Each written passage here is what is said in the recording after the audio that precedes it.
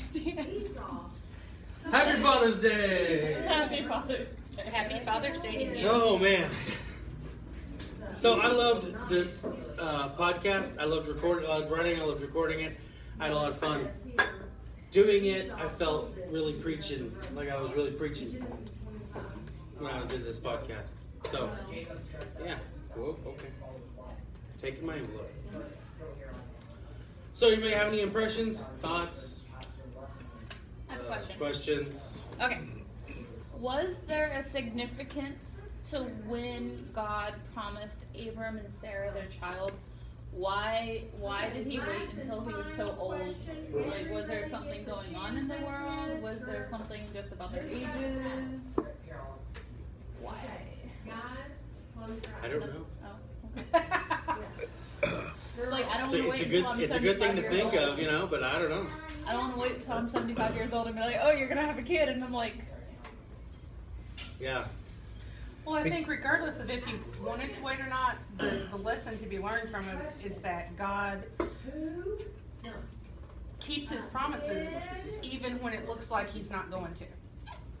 Even when in your timeline, well, gee, now I'm old, but God still kept his promises. I'm good, thank you. my Yeah. other... Oh, Go ahead. Ask your question. My other question was, why does it repeatedly say your only son Isaac when he had a son with Hagar?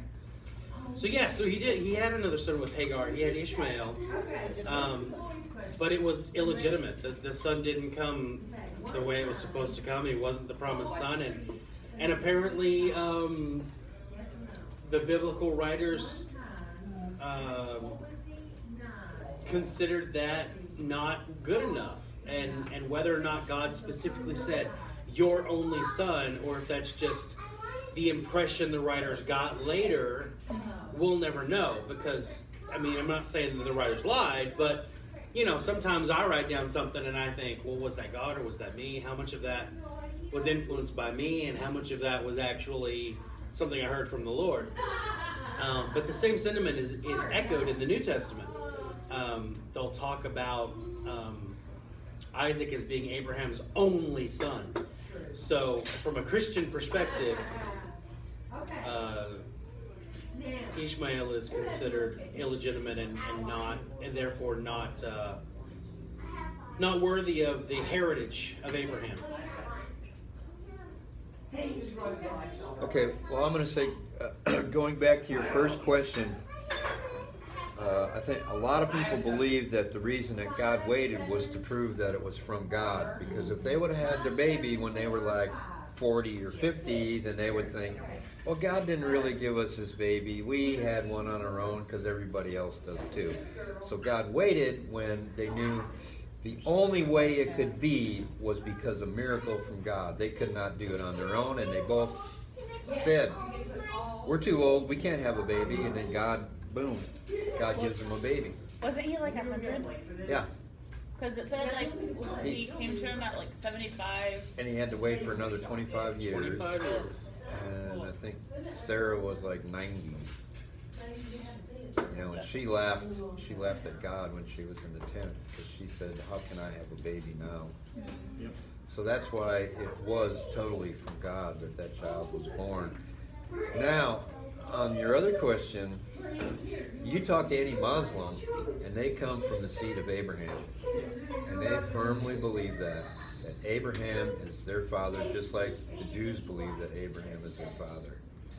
You know, and you can talk about the illegitimacy.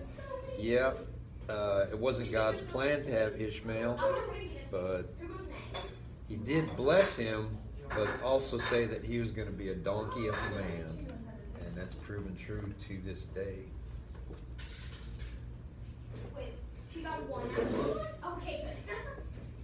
Anything else? That was my other question. Should we have gone over talking about it first? No. No, we're good. Could I get just a glass of ice? Let me come back. Please and thank you. Well, I think the whole topic was good, you know. trying to live right and pass it on to your kids. And it's definitely, I guess, what all Christian parents would want is to have their kids, on fire for God, rather than, just be pew warmers or not even go to church anymore, or fall away or go to the dark side. Yeah. Boo. And cookies. I always want to ask, what's a practical application?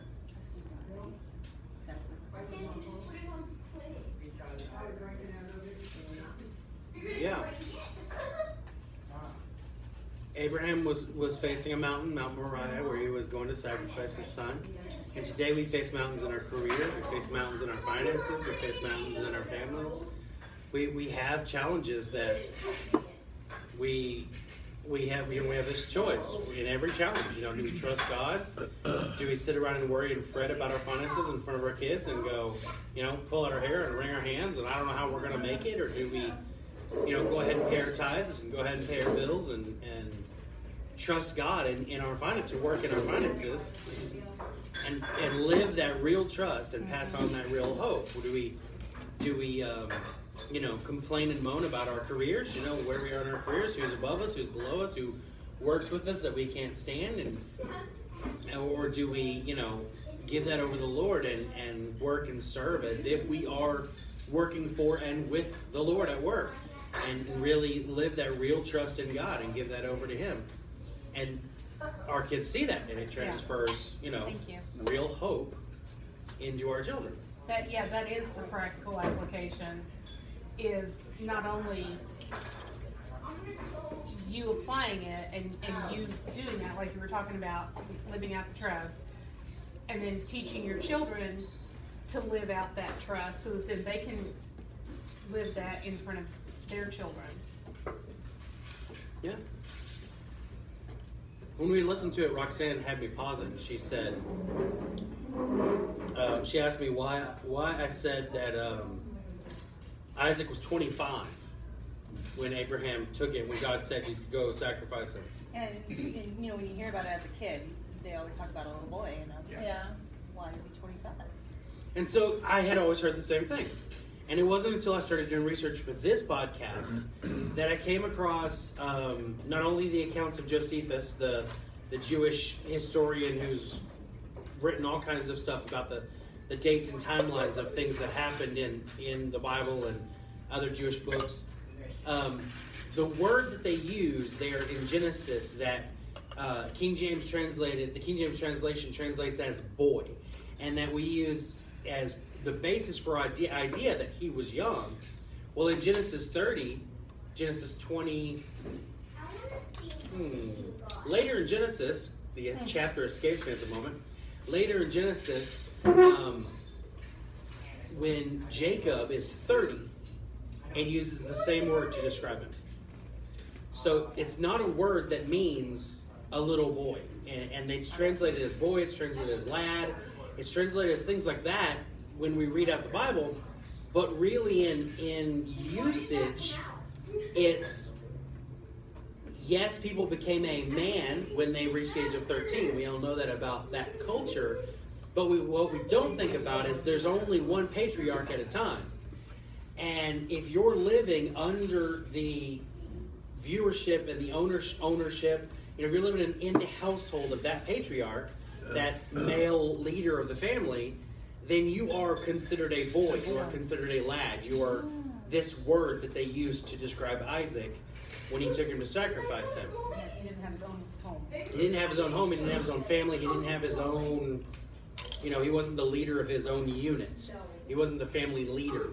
So he is this word then, he's not called a man, he's called a boy, because he's living under that other thing. And so then Josephus lays out that timeline, and he goes, well, he was 25 at the time. And it really kind of makes sense, because every 50 years is a year of jubilee, is a year of celebration. And if they got the promise, and then 25 years later they received the promise, and then 25 years later, God came and said, hey, I need you to sacrifice that thing, that would have hit that 50th year. That really would have hit hard for Abraham to go, whoa, you gave me this promise 50 years ago, and now, when I'm really supposed to be celebrating the promise that you gave me, you're going to say I need to sacrifice the fulfillment of that promise. Did it give you any other evidence they thought he was 25? No. Just that it would have been the you were doing it. Well, I mean, there was other timelines. Sarah's age and all of that. The fact that then in the next few verses she dies, and they know how old she was when she died, and following that, all those timelines. You'd have to go look up the thing to get a more accurate understanding of why he said what he said. But he's a pretty trustworthy source on dates and ages Pretty and things close like that. in that So, range. yeah. So that would have made Abraham like 125. So in my mind, I'm thinking, okay, there's this feeble old man He might not have going been up evil. this mountain. Yeah, I don't. Well, he didn't carry any of this stuff himself. He had Isaac carried some of it, and they took 2 servants with them to carry the rest of it. That's a pretty good indication that. So he starts tying up a 25-year-old kid, and I'm thinking a 25-year-old kid's going to go, I'm not doing this, and tries to bust out, you know? Yeah. And I liked what Paul says in Hebrews, talking back about it. He says, by faith, Abraham, when he was tested, offered up Isaac. He received the promises, and yet he was offering his one and only son, the one to whom had been said, your offspring will be called through Isaac. He considered God to be able even to raise someone from the dead. Right. I had always been taught my whole life. Yeah, he was testing Abraham, but Abraham knew that God was going to intervene. Abraham knew that God was going to stop him. Right. And that's how they always taught it my whole life. And then I get to Hebrews, and Paul's like, nope. Abraham was fully ready to kill his son and expected God to raise him back from the dead. Exactly. Yep. Well, and you talk about going back to the practical applications you were talking about a while ago. I've often wondered about Isaac's point of view, and especially if he was a 25-year-old man, that... Hey, Timmy, you want to go up to Mount Moriah with me?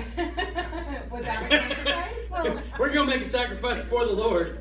And you're going to carry the wood and the knife and we're going to get a torch and... Well, like, I've always been told that father-son or parent-children relationships used to be different. They were more obedient and more... but he's not a child at this point. Yeah, if he is a 25-year-old man, when it came to the point where, my point is the practical application. They've made sacrifices before. Well, and Abraham fully believed that if he was going to have to kill him, that God would raise him back from the dead or whatever it was.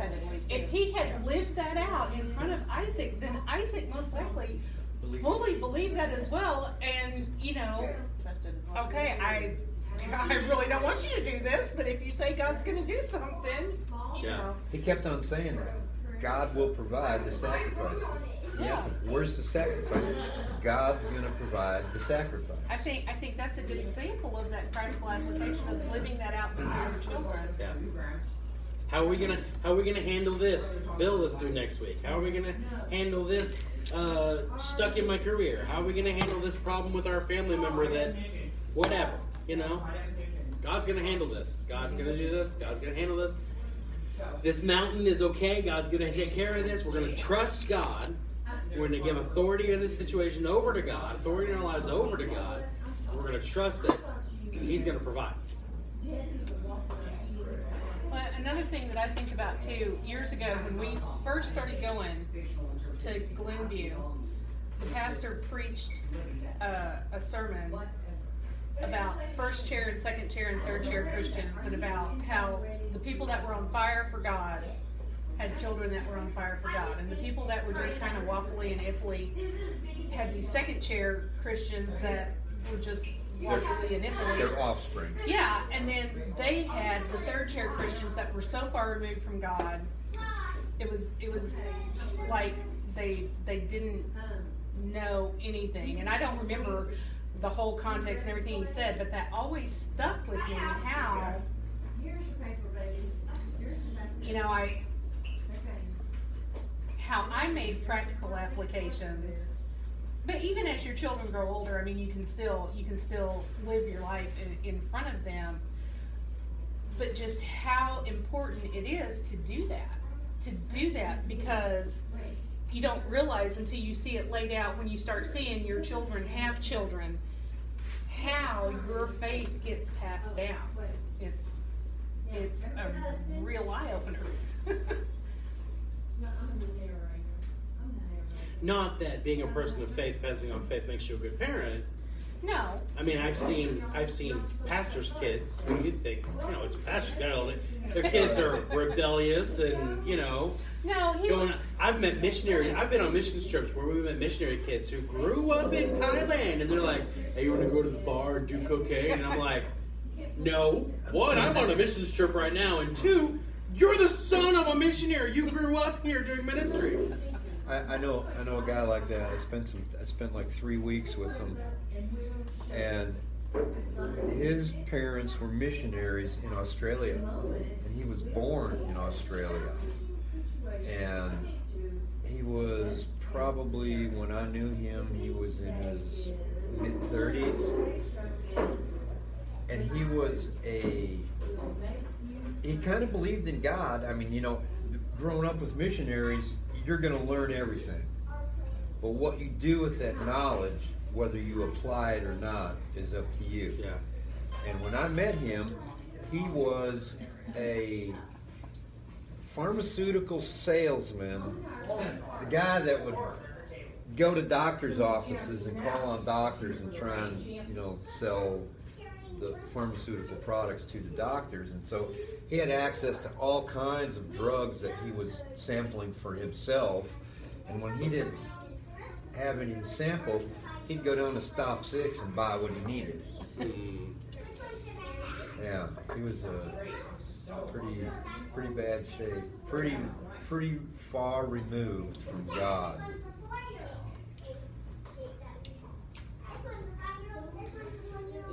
That was, going back to that sermon that I was talking about, that was brought up as well. What you were saying is that, you know, the first chair Christians can have second and third chair offspring. That's going to happen. Yeah.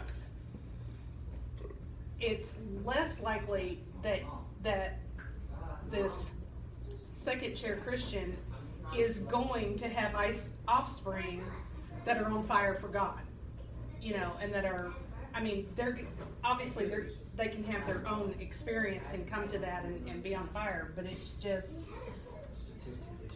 yeah, and it just really struck home with me how you have to intentionally do those things, live your faith in front of your kids. Because they're watching all the time. You may not think they are. You may think they're in the next room and can't hear you, but they're gonna open that bathroom door and come out and be giggling because they heard something you said. I mean, that happens at home all the time. I'll be in my bedroom and one of the kids will be in the bathroom and we'll be having a low tone conversation, you know, and they'll come out. Yeah, I heard what you said. Romantic. They've been doing that over and over so loud. And then he started doing it too, in my face. Well, that too. I think the point of the first, second, and third chair was that, like, if you're not intentional and all you do is Play church. just go play church, you just go to church on Sundays, you know, and have your little get together with your friends and stuff, and see your friends, and, you know, maybe you go out to eat with some of them after church, and then you just get back into the world. And even if you're not just doing bad things, you just go to work and just live like a worldly kind of a life, then the second chair, your offspring, are not going to be that connected. Even if they grow up in the church, that doesn't mean that they're connected. That doesn't mean that they don't have that, or they have that on fire relationship. And then eventually when you get down to the third chair, with the second chair generation like that, the third chair is going to be removed. You know, they'll know. Well, yeah, you can go. That guy that was here last week, Scott, he goes down to Sundance Square every Saturday night, along with some other people, and there's other people from other churches that go down there. And you know, when you are like that intentional about doing things, you know, you want to really go and spread the word. You know, that's one thing, but if you don't pass that on, you know, it's just not going to have that same intensity. It just gets diluted by the world. Well, and what he was saying about too, you can go out and save all sorts of people in the world, and if you don't come home and be intentional with your children, you've blown it. I mean, you haven't blown it, but that should be your first mission field. Yeah. At home. Yeah.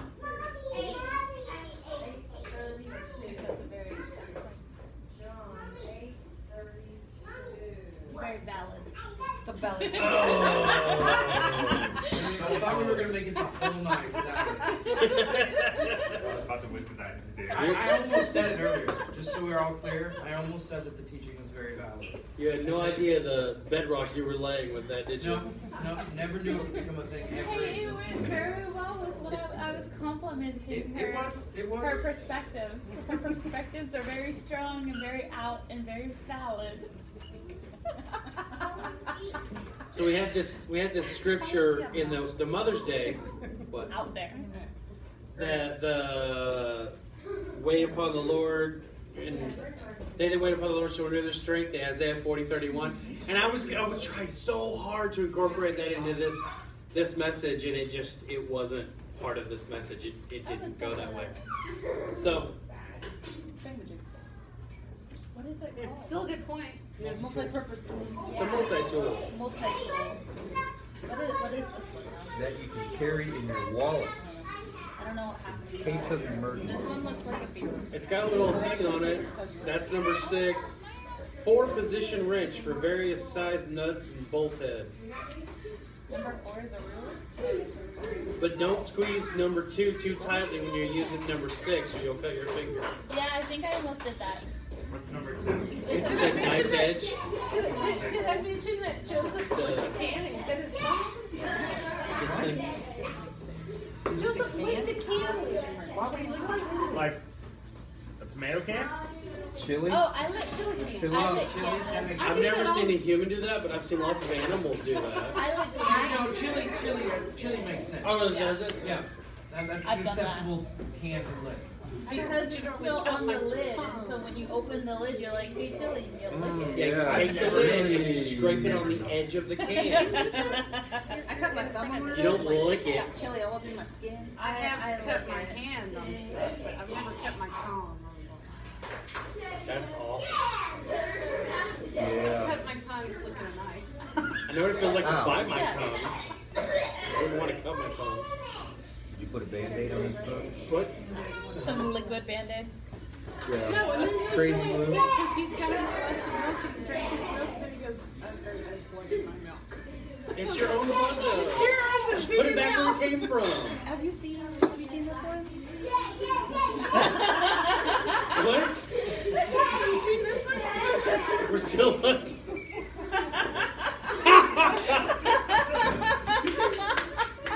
Mother, read your own note. That was funny.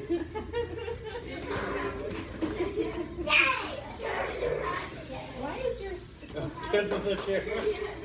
Content. Why not? What smell? Why not? Yours is bigger, too. Crazy. So large. I smell something burning. Oh. Check your lip. I could smell it earlier when it first got brought out. It's probably the sterno. Sterno. Hey, Yeah, the okay. Yeah, it notes is. are going and the meat is And I smoking. can smell them more than usual. Yeah, I see. I can see them. They're both still burning. We got a wooden spoon all burnt and charred because it fell down in the dishwasher and landed on the heating element. Ooh. This was a serving spoon with a plastic handle, and it shoved up in the sterno. And I saw it, and I thought, oh, it's smoking, and I pulled it out, and it was like, yeah, it's on fire. I still use that wooden spoon. It's nice. Gives it a nice smoky flavor to wherever you cook with it. Ew. It's nice. I like it. You know the time you burnt water? I've burnt water. That's talent. I've No, never it's done very that. simple. One of y'all. You start boiling water and you go start playing video games. And about 15 minutes All after you're the playing time. video games, you're like, What's the smell? water. I will go to make, like, whenever I make macaroni or whatever, I'll be boiling the water for it, and then I go play a game of ARAM, and I'm just like, oh yeah, I'm making water, like 10 minutes later. Other Okay. day is defrosting meat. Okay, if we're talking about that, I gotta say this, okay? I come home the other I think we're off that. I come home the other day and something is burning inside the kitchen. Oh, I can't tell what it is. it's not on Facebook, right? It's by the toaster, and the microwave and toaster are right next to each other. And I can't figure out what it is. And Grandma comes in the room. I said, something's burning in here. Are you cooking something? Well, I got a sweet potato in the microwave, and the sweet potato was this big. And I said, well, how long did you put that in there for? Well, 6 minutes. Remember Timothy's 7 minutes. Half of nachos? half of the thing was totally black. And Do you remember? Did I ever Totally tell you the story crisp. about how I caught a microwave on fire? Oh, Gregory actually caught the microwave on fire. I was holding a kid and doing something on the computer, and the TV was on, and Gregory came up and said, "Mama," and I said, "Yes," and then I didn't hear anything else. And what he had asked was, can he put his Hot Wheels in the microwave to make it change colors? Instead of hot water. Yeah, and so he put his Hot Wheels in the microwave for 10 minutes oh, and caught it on fire. oh. Did the microwave still work? No. No. Oh, yeah. Yeah, ours didn't actually 7 minute nachos. We bought a new microwave after that. Yeah. But I put oil in the microwave the other day. Ooh. It was in there for 30 seconds. I was like, nope, nope, nope, nope. Did it spark? She goes to this Yeah. this Yeah. restaurant. What's the restaurant you get the nachos at? Oh, Casa, no. Costa Verde? Something. Costa Verde, something like that. And they have these to-go Costa Vida. things. Costa Vida. They have these to-go things, and they're not quite foil, but they're foil-ish. And they've got these lids that are cardboard lid that's got a thin layer of foil on top of it. It's so much fun. You just stick that whole thing in the microwave and turn it on, and that thin layer of foil will start separating from the cardboard, and just little lines of sparks inside, underneath, in between the two. It's cool. You know that damages the little thing that keeps the radiation inside the microwave? I'm done having kids. Okay. Wait, how did you convince him of that? To say you are? Because I've been trying you for years. I always wanted to be a dad, and then I had Gregory. Story. And then I loved being a dad so much, I said, I want to have more kids. So God gave me a Miranda. And then I said, I love having kids so much, I want to have more. So much. And so God sent me an Adeline. And then I said, I love having kids so much that I want, and Roxanne put her hand on my face and said, don't you dare. Oh God, no more. So there you go. Done having kids. So, So on that we need to note, turn the camera off. It doesn't hurt. I mean, it's no difference having the camera on than as if somebody came. Yeah. I mean, it's the same thing. so if I tell God I want more grandchildren, Then her hand will come out of a portal in the ether. And it'll come through her mouth, and you'll hear her voice say, don't you dare. That will be deep. does it have to be Shay grandchildren? She can pass the mantle. It's already passed. I went like this. Have you met my husband? Can you adopt grandchildren? I don't think they have that on the forms. Hey, I got this child for you. I adopted you a child. Thanks. There you go. Love it, take care of it, and raise it. Yeah, we're gonna see me every couple of weeks. That'll be good. Teach it to live real trust and Yeah. impart real hope to it. Way to bring it back. Good Make segue. Roxanne spit her tea out. You made that circle. And then the circle back around. There you go. All right, so that was Father's Day. That was fun. You got explosions in the picture there. And There's explosions? yeah, at the top and the bottom, there's some explosions. There's some asteroids flying around. So is that the Big Bang? Oh No, man, it's I just- thought I wrote it no. on the wrong week. Just men are awesome, so we get explosions. I did it on the wrong day. I was like, there's So- no She thought this was the father. No, I just started writing. So the podcast that's coming out in 10 minutes from right now, 9 minutes, I do like that picture though. is the first part of a 3-part series where we're talking about Hebrews 4:12. It's a description of Christ. He is living and effective. He is sharper than a double-edged sword, and he is a discerner of thoughts and intents of the heart. And so we're talking about part 1 of that tonight, part 1 of 3-part series. You know, that's just stock photography, you know. The word is a discerner of the thoughts and the intents.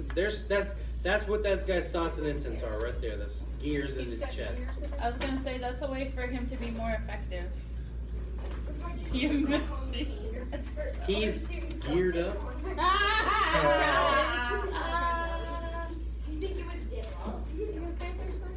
My daughter asked my wife if she could be for Halloween. They decided they're doing a Halloween costume now, so now I have time to make them. Okay. And Nana shows Zoe a picture of a Taco Bell. I mean, a Beast Bell. And so Zoe tells me she's going to be a Taco Bell instead of a bell for the. And I told her no. She's not gonna be. Wow, what's a Taco Bell? It's yellow Bell's dress. it's Bell's dress. Except it's all tacos. Oh, I see. So you are a Taco Bell with an extra E. Well, I'm gonna go this year as a werewolf, and Roxanne's gonna go as a Little Red Riding Wolf. I've already got my What's red y'all? cape. Are your What's children y'all? gonna dress up? I don't know. Please just go on. Maybe. Where? I tried to talk them all into being wolf pups. They're ridiculous. We go with the Holdings to hometown, and I've been wanting to do something. sometimes some of them give out alcohol to the parents, and they give candy to the kids. And My house gets built What do they go? Here's a shop. No, it was a little bottle, like the little travel bottle. Oh Yeah, yeah, some yeah. of those Okay. travel The bottles? airplane bottles. Yeah. And they hand them out with the candy for I the think she kids. said she owned a shop or something. I Yeah. remember. She worked It was she just worked that in the shop. one house did that. But that's not the only year they've done that. Oh, okay. That's funny. But no one here went there, right? Yeah, we did. I did. I drank a peppermint something. And I drink the rest of I had 2 ounces of alcohol in October. I think that's okay to admit. I gave you a bouquet. Oh, thank you. Bouquet. Come bring it to me. A bouquet. A bouquet of balloons. It's so pretty. For you. Oh! Get cheese on them. You don't want them to be cheesy balloons in case someone wants to take them home. In queso. Queso. Guys, I gave you an alien hat. Oh, thank I you. don't love you. Why would I love you? I don't know. It's always honey crap. I like Think puns. about Puns are hard. names for this guy. Man of Gears, El Giro, Mr. Geared Up. Wow. He's a robot from the 1800s. I thought of another one. Mr. TikTok. There you go. You've heard of steampunk? He invented steampunk. Look, I made a little fast. Esteemed gentleman. He was he was created as a steamed gentleman. He invented steampunk in his teenage years. He's over that. What does he know? I was trying to get it. You popped She it. returned to get It it. popped when I was trying to get it. Oh, okay. She's got much vocabulary. She didn't get it. She done did. People watching the feed or watching the video later, they just poop themselves. Balloon popped right next to the phone. What was that coming out of those speakers? Boom! I'm pretty sure we all did. Oh, especially if you turned it up loud to hear what Roxanne was saying. Yeah. She turned away from you and then More cheese.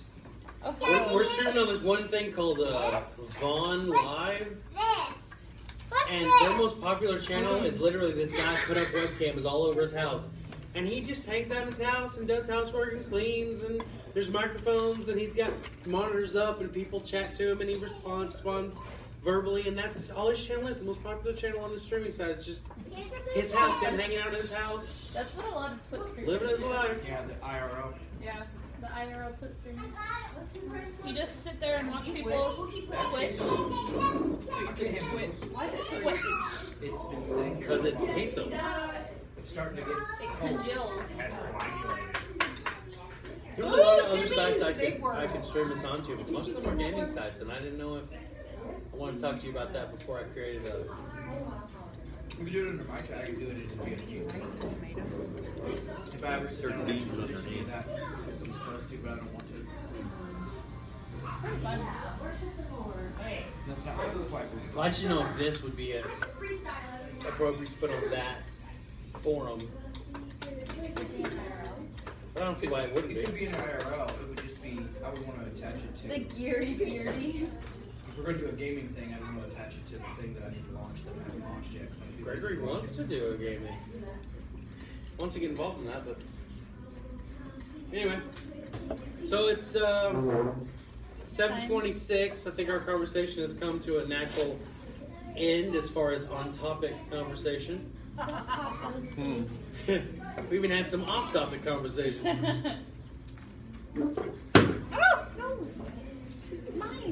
I'm going to punch you in your face. It wasn't loud. It wasn't So, loud like it should have been. Go listen to the podcast and come and join us next week. Or join us here next week. Hello, chicos.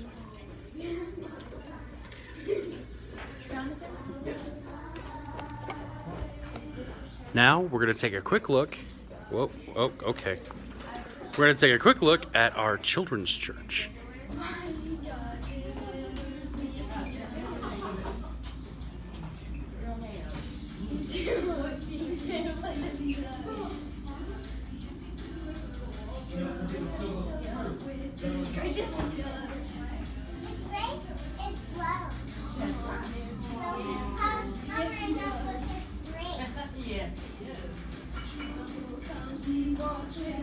Yes.